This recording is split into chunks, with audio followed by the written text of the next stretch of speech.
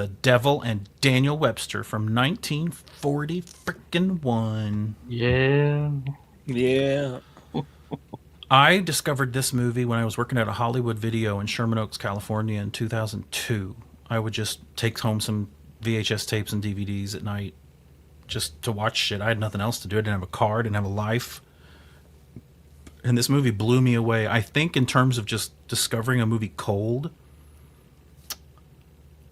this might be one of the top 3 movies I've discovered for myself. Like, just no one recommended it to me. I just kind of picked it up on a lark. It blew me away when I watched this VHS tape. I fell so hard in love with this movie when I watched that VHS tape that I had to own it. And as soon as I went on the internet and looked, I saw that Criterion was putting out a DVD of it like just a month or 2 away. So I pre-ordered the shit out of that. And it was one of my prized possessions, this DVD of Devil and Daniel Webster. Last year, they finally upgraded it to a Blu-ray. The Blu-ray has a different title, though. It's called All That Money Can Buy. Mm-hmm. They originally were scared to release it as The Devil and Daniel Webster for 2 reasons. Because there was another movie that came out recent in 1941 called The Devil and Miss Jones. And also they were worried that the South would be a little bit religious and not want to play a movie that had the devil in the title. So it was widely known in the 40s as All That Money Can Buy. And then Criterion gave it The Devil and Daniel Webster, which is the best title for it. Most appropriate for the DVD, but then they went back to All the Money Can Buy for the Blu-ray. So you'll hear it called both movies. You'll also maybe hear it referred to as a third movie, This Is a Man. It also had that title in some markets. I don't know how it got such an unlucky reputation in terms of a confusing title. It's based on a story by Stephen Vincent Benet, The Devil and Daniel Webster, that was published in 1936.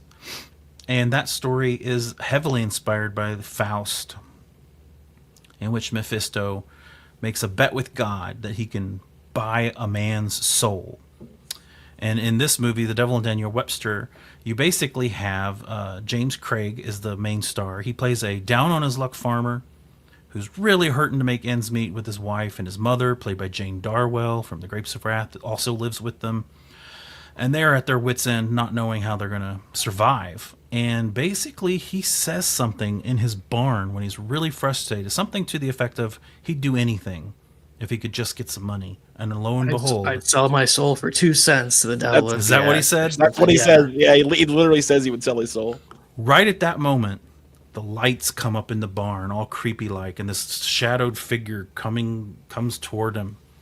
And it's Walter Huston as the devil, Old Scratch. Incredible moment. It reminded me of Hellraiser, where Doug Bradley comes out of the walls with the bright lights like that, and the sound is where all the farm animals are flipping out and everything. Yep. The sound design's really awesome cool there. Moment. So the devil basically makes a deal with him. He'll give him 7 years of prosperity in exchange for this gold that he just kind of kicks the ground and gold pops up. But at the end of 7 years, does he actually tell Jabez, the main character, that his soul will be his?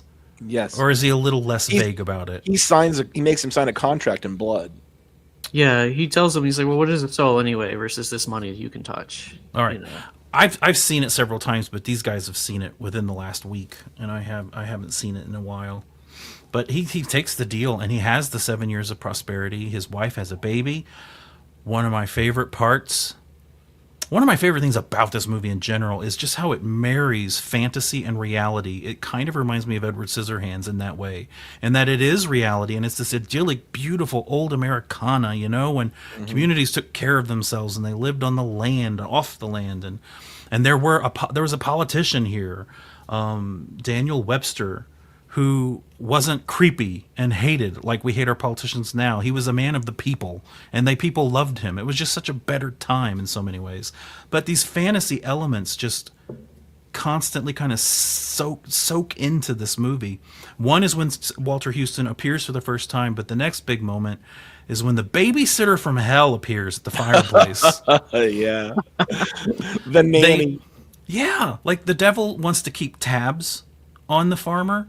So right after the baby's born upstairs, Anne Shirley, who plays Jabez's wife, is upstairs with this baby.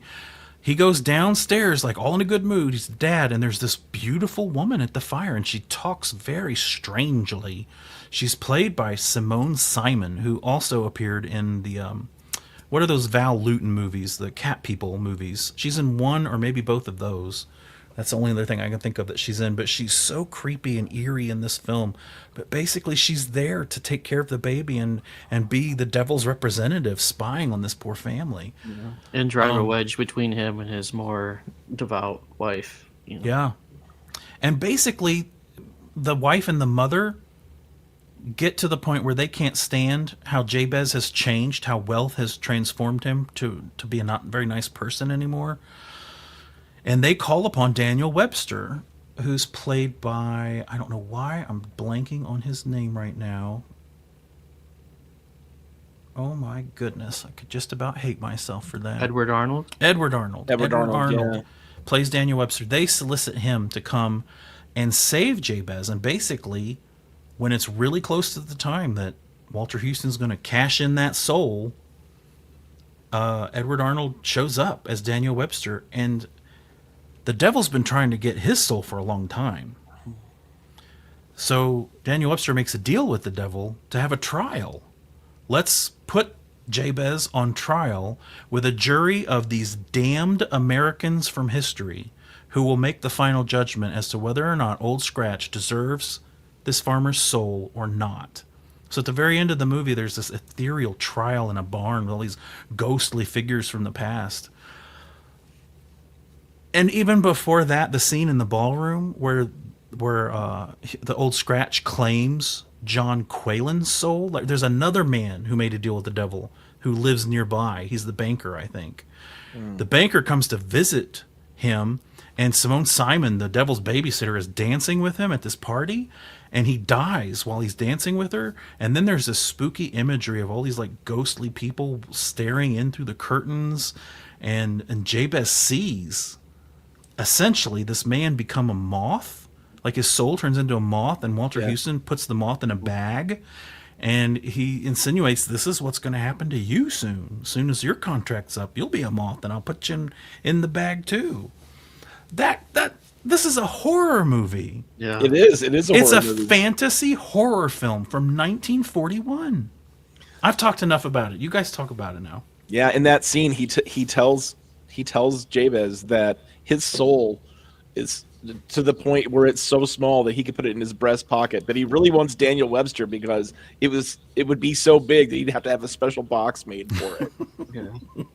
Yeah, that was right after Jabez just basically told his wife to leave, like bandaged his wife and kid, and he's like, "Yeah, your soul could fit in my vest pocket." Like, and you could absolutely believe it as the audience at that point.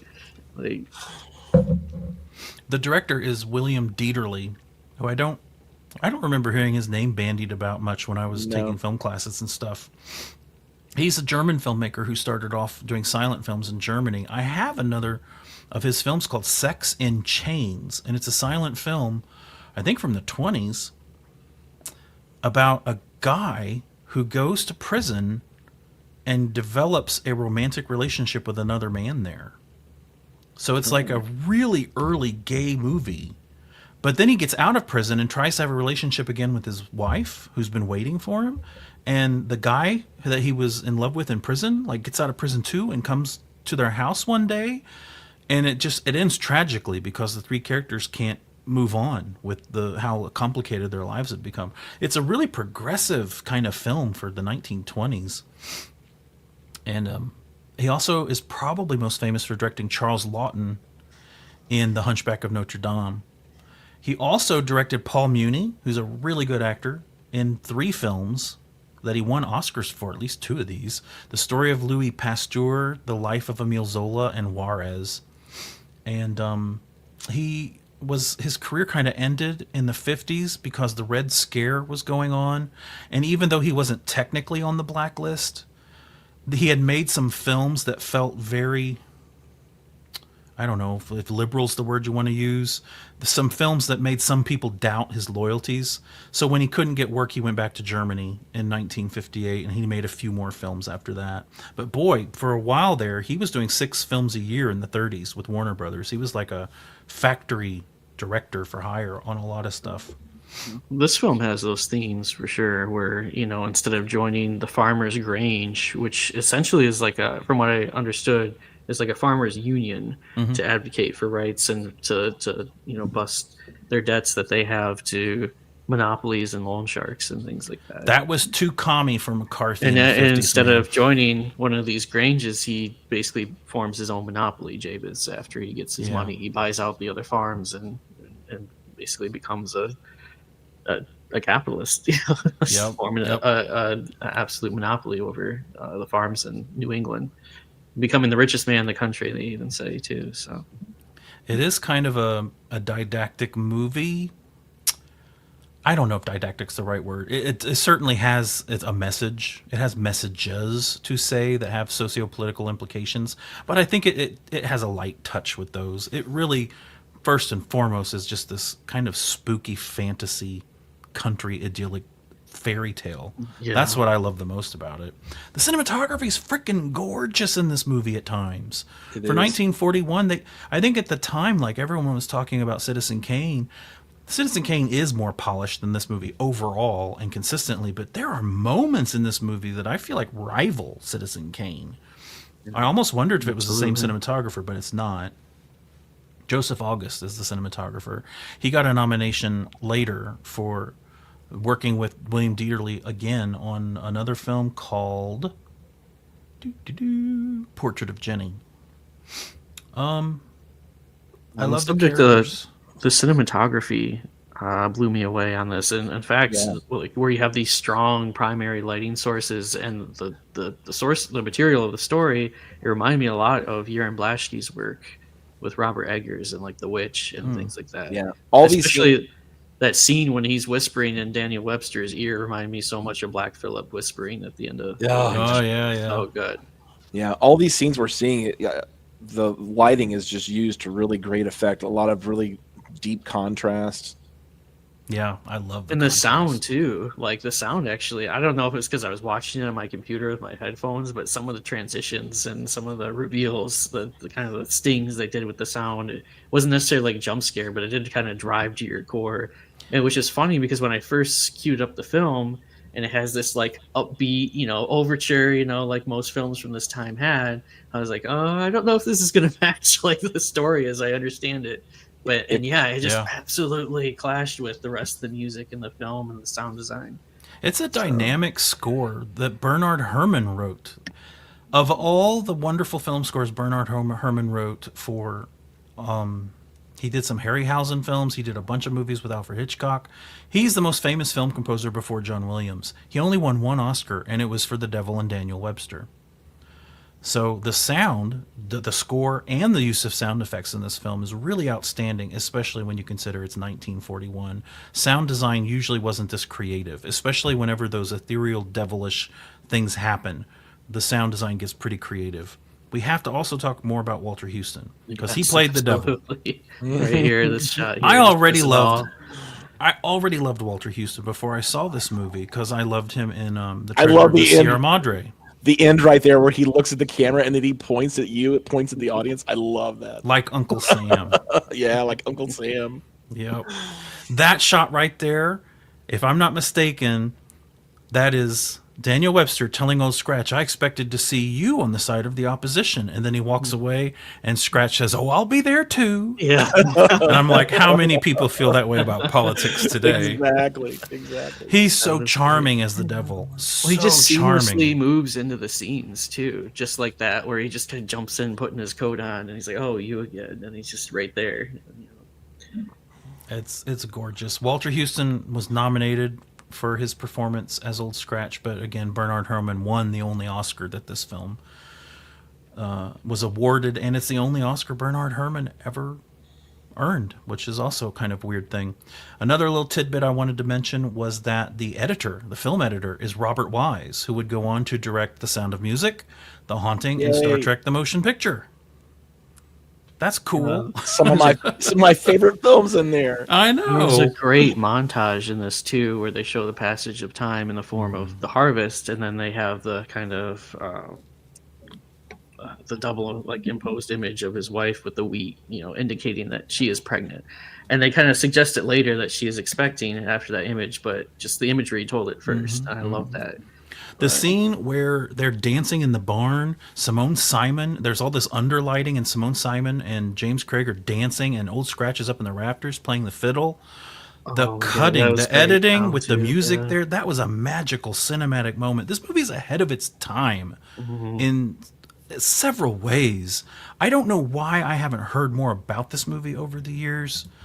It astounds me that we don't hear about this like we hear about The Wizard of Oz. Yeah. Like, this should be as famous as The Wizard of Oz, and it's not, and I don't know why, because it's freaking awesome. I can't give it a higher score. It's a freaking 10 for me. It's in my Absolutely. top 20 movies of all time. Now, I'm not trying to pressure you guys, but you can tell me what your scores are at any time. Well, but I was gonna say- I'm going to go, I can't wait. It's a 10. I have to tell the world right now.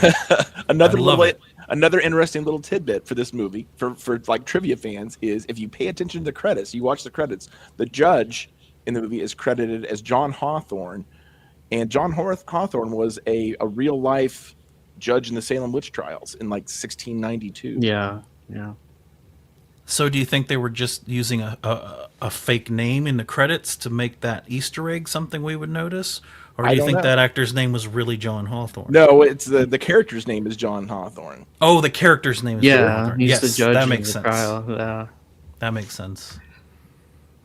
That's very cool. That was the thing about the jury of the damned, was they were all Americans who were led astray by gold, or Yes. and that whole speech at the end was really interesting. And again, I was looking it up, that this film released just before Pearl Harbor, and so it's kind of interesting glimpse into the anxieties of pre-war America. I mean, we were involved in the Lend-Lease Act and stuff like that, but the fact that we're talking about farmers, struggling and being bought out, and kind of these sort of leftist movements and all that speech at the end was basically like, this is what the American dream is. We do not sell out to gold, to these new oppressors. And I thought that was a really powerful message that might have gotten overshadowed by the subsequent mobilization of film in service of the war effort afterward. And maybe that's why this film kind of went unnoticed. Maybe its message was a little bit too The war probably had inconvenient. something to do with it. Yeah. Yeah. I can't recommend it more. I really can't. I just adore it in every way. I can't even criticize it. I can't think of a single thing that I would do differently. If you've never seen it, you have to see it. I'm glad you guys both decided to check it out, because I know we don't always have time to watch the movies we review. I'm glad you mentioned it, because I don't think I ever would have watched it on my own. I don't think I would have discovered it on my own otherwise, but I'm glad you did. This is one I'm glad like I did break my rule of waiting to read the book first, Well, I think it's a short story. I don't think it's a full book. Yeah, So you it's a probably could have short fit it story. in. Do you guys want to give it a score? I would also give it a 10. This is a 10, yeah. 10s across the board, people. If you've never seen this movie, I know it's from 1941. I know it's black and white. But if you love any old black and white movie, you're going to love this one. It's just one of the best. One of the best.